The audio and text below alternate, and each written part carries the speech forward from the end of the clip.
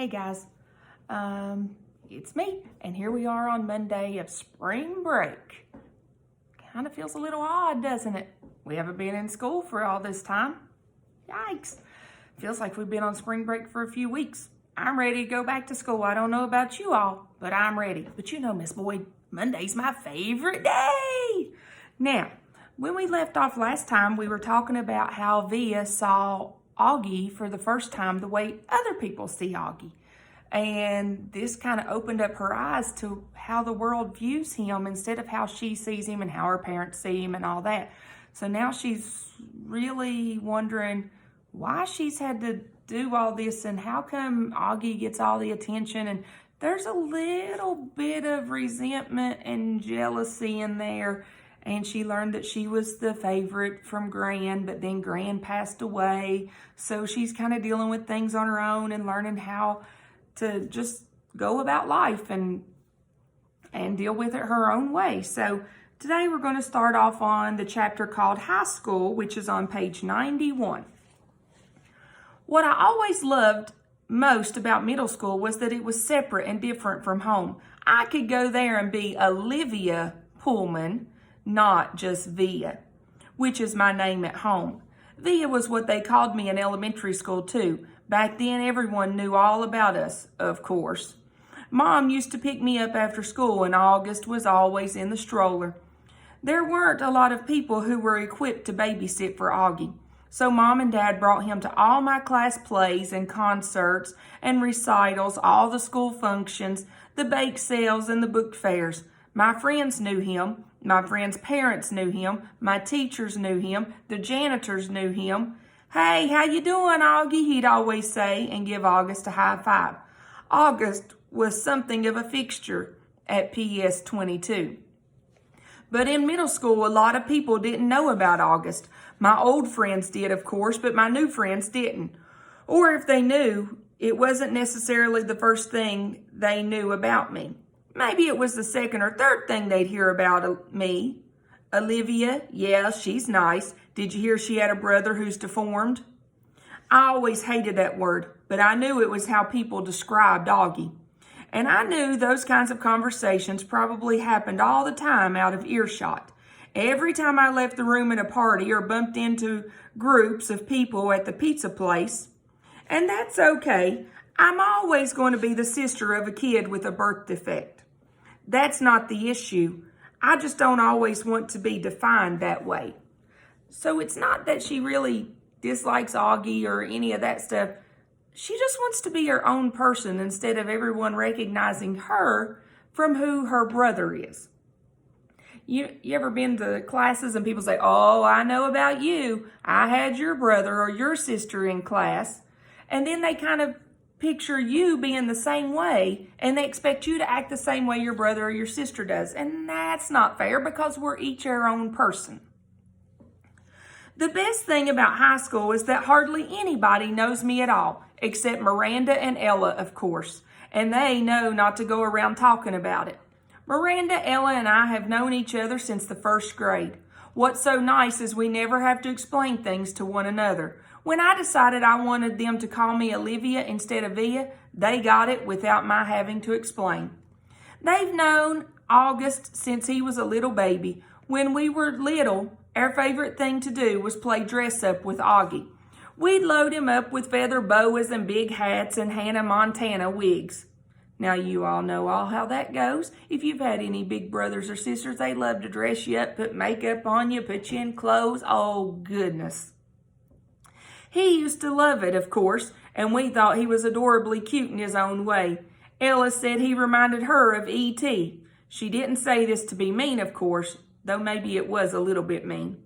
The truth is, there's a scene in the movie when Drew Barrymore dresses E.T. in a blonde wig, and that was a ringer for Augie in our Miley Cyrus heyday. Throughout middle school, Miranda, Ella, and I were pretty much our own little group. Somewhere between super popular and well-liked. Not brainy, not jocks, not rich, not druggies, not mean, not goody-good, not huge, and not flat. I don't know if the three of us found each other because we were so alike in so many ways, or that because we found each other, we've become alikes in so many ways. You ever become like your friends or the people you hang out with? We were so happy when we all got into Faulkner High School. It was such a long shot that all three of us would be accepted, especially when almost no one else from our middle school was. I remember how we screamed into our phones the day we got our acceptance letters. This is why I haven't understood what's been going on with us lately. Now that we're actually in high school, it's nothing like how I thought it would be. People grow up, people change. You got to remember that. People don't always want to be your friend all the time, and they don't always accept you for who you are. People change out of their ways. So don't be mad when it happens. Just accept it and move on. Major Tom. Out of the three of us, Miranda had almost always been the sweetest to Augie, hugging him and playing with him long after Ella and I had moved on to playing something else. Even as we got older, Miranda always made sure to try to include August in our conversations. She'd ask him how he was doing, talk to him about Avatar or Star Wars or Bone or something she knew he liked.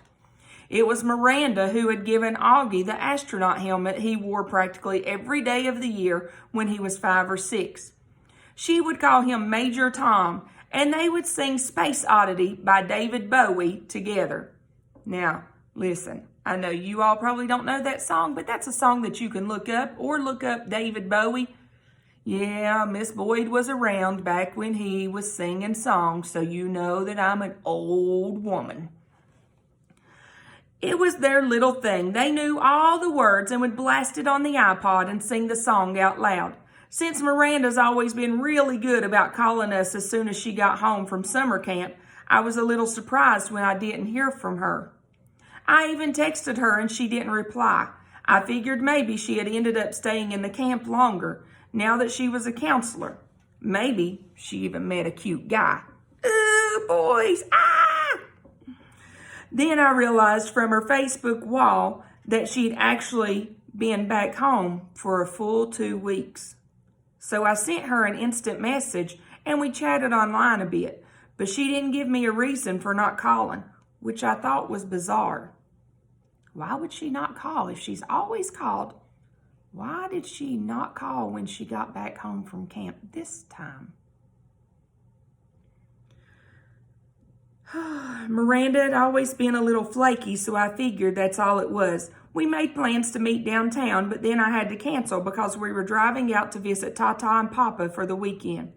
So I ended up not seeing either Miranda or Ella until the first day of school. And I have to admit, I was shocked. Miranda looked so different.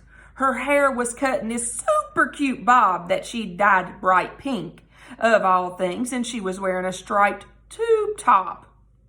Tube tops to school? It seemed way inappropriate for school, and B, was totally not her usual style. Miranda had always been such a prude about clothes, and here she was, all pink-haired and tube-topped up. But it wasn't just the way she looked that was different.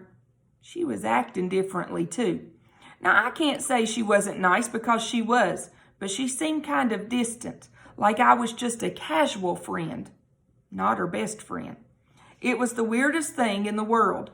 At lunch, the three of us sat together like we always used to, but the dynamics had shifted. It was obvious to me that Ella and Miranda had gotten together a few times during the summer without me, though they never actually said that. Now, I pretended not to be at all upset while we talked, though I could feel my face getting hot and my smile being fake. Kind of hurts when people move on and find other friends, or they do things behind your back, or they don't include you in things. You can feel it. You know when things are happening. And those moments hurt. And when people don't realize what they've done, when they can't even own up to it, that makes it even worse. So when you find other friends, or when you do find other people you like, try to include your other friends too. Don't make them feel left out. That's hurtful. Although Ella wasn't as over the top as Miranda, I noticed a change in her usual style too. It's like they had always talked to each other beforehand about redoing their image at the new school, but hadn't bothered to clue me in. I admit, I had always thought I was above this kind of typical teenage pettiness, but I felt a lump in my throat throughout lunch. My voice quivered as I said, "See you later," when the bell rang. Now, V is having struggles at home dealing with Augie and the new way she's seeing him and how everybody else sees him. And now she's found out that her friends are being friendly with each other without her, not including her, making her feel left out. And at the end, it says that her voice quivered, meaning that she almost broke down and cried right there. Now, guys, remember, I'm always telling you, think about how you treat other people. You might not know they're hurting their feelings, and you don't get to decide if you hurt their feelings or not, because if they tell you that you did, then you did. So be very careful. Friendship is something to hold dear to you and you treat it very precious. So don't let those things go. Friendships are there, and you need to realize that some people are there for you, so you don't want to mess those things up. So be sure to treat people the way you want to be treated. Secondly, remember we have our Zoom tomorrow at noon, and I can't wait to see you all on there, and I hope that you're enjoying your real spring break. And I'll see you tomorrow, guys.